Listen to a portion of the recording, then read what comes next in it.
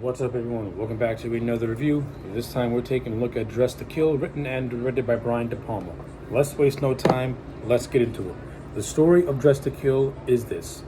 The movie depicts the events that lead to the murder of a New York City housewife played by Angie Dickinson.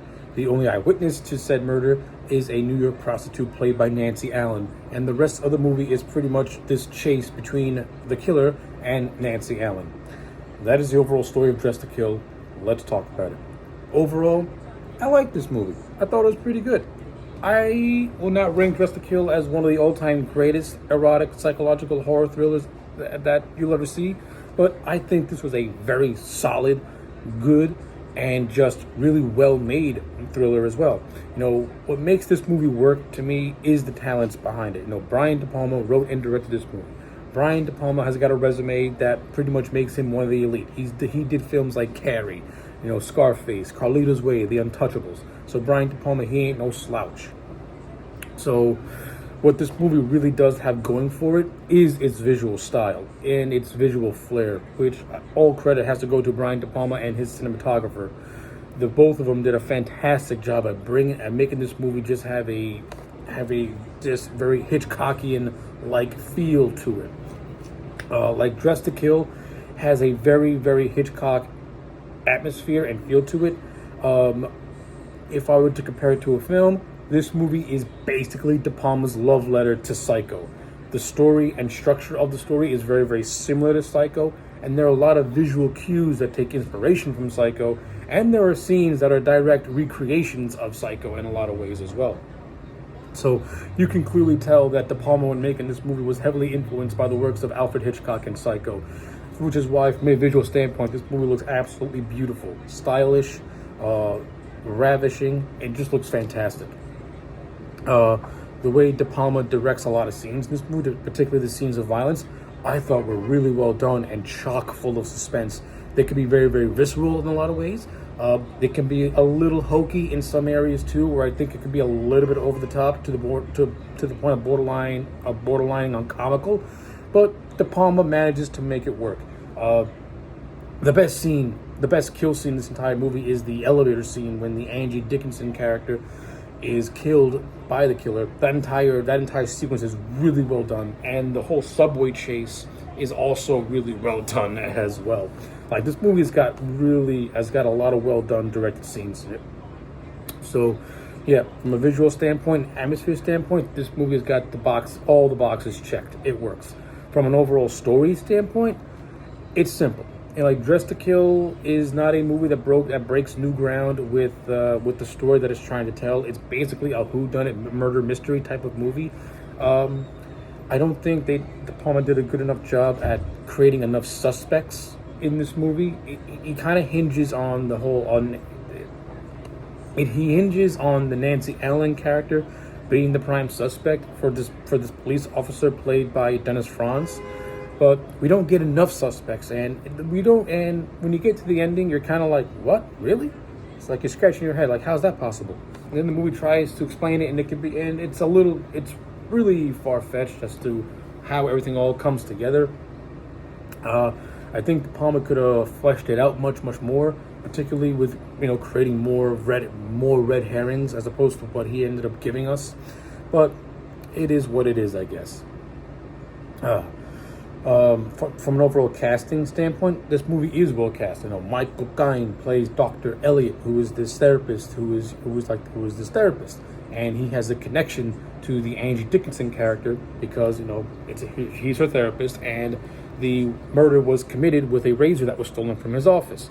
So yeah, he's a prime suspect, and Nancy Allen's a prime suspect. But I think he could have gotten 2 more prime suspects, and it would have made the murder mystery much more fun to investigate as a viewer, as opposed to the 2 that the movie's trying to hinge on. Like, we all know it's not Nancy Allen, but this cop is like almost dead set on thinking it's Nancy Allen.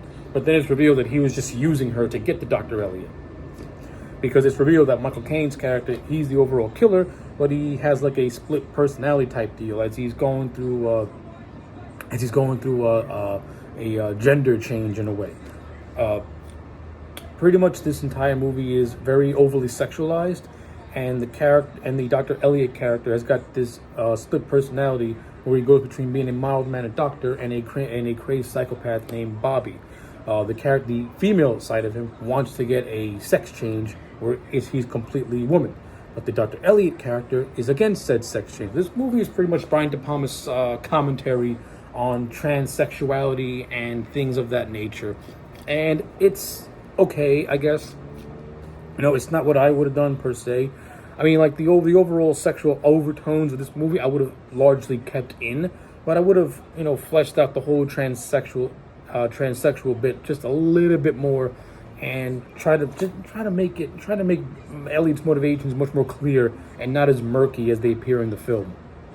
But the overall performance of Michael Caine, I thought was really, really good. I think Michael Caine did a really good job. I think Michael Caine should be more active in the investigation instead of having scenes peppered in. This movie largely follows the Nancy Allen character and the Keith Gordon character of Peter, who is the son of the murdered woman. It pretty much follows them doing the investigation, with Dr. Elliot doing his own investigation. But to De Palma's credit, he does drop hints here and there that something could be off with Dr. Elliot, particularly when he visits this other psychiatrist named Dr. Levy at the midway point in the film. And the way Dr. Levy reacts to the Elliot character through facial expressions and the way they exchange dialogue, you can tell that there's something going on there. So I guess I appreciate something like that. The Dennis Franz character, who plays the cop investigating the case, I thought was really good. A lot of the comedy comes from Dennis Franz's character, and I just loved his crude sense of humor in this film. I got a lot of chuckles out of that, and I would have liked to have seen Franz's character be more active in the investigation. That's just my opinion. So yeah, like from a casting standpoint, I think the movie's on point. Nancy Allen and Keith Gordon, I thought they did fine. Nancy Allen had moments where her acting could be a little bit clunky here and there, but overall I thought she was okay. And Keith Gordon, he has done movies like, Jaws 2 and Christine. He ain't the world's greatest actor, but I thought he was solid. And he came across believable as this nerdy kid who was very into, like, doing inventions. He's kind of like Peter Parker. Like, the Peter character in this movie has the feel of Peter Parker. And if a Spider-Man movie came out during this time, I can envision Keith Gordon playing a version of Peter Parker. So I guess in that sense, that's pretty cool in its own way. When you get down to the ending of this movie, I think this movie has two fake out endings, which I would have gotten rid of completely. It's pretty much De Palma ripping off his own work with Carrie. The scenes are really well directed and are chock filled with a lot of suspense, but they're fake outs, and I would have done without it. To me personally, once you have the scene with the psychiatrist explaining the motivations of Dr. Elliot, have the scene of Peter and the Nancy Allen character having their meal, then they go to Peter's house, and then movie ends. Instead, the movie goes on. After all said and done with Dr. Elliot, he's committed to an insane asylum. He breaks out of the insane asylum, tracks down Peter and Nancy Allen to the Peter's house. He stalks her for a little bit, realizes it's all a dream, then the movie ends. I would have done without that because it's just a Carrie ripoff. De Palma ripping off his own work in a way. I would have gotten rid of all that entirely. At that point, just end the movie.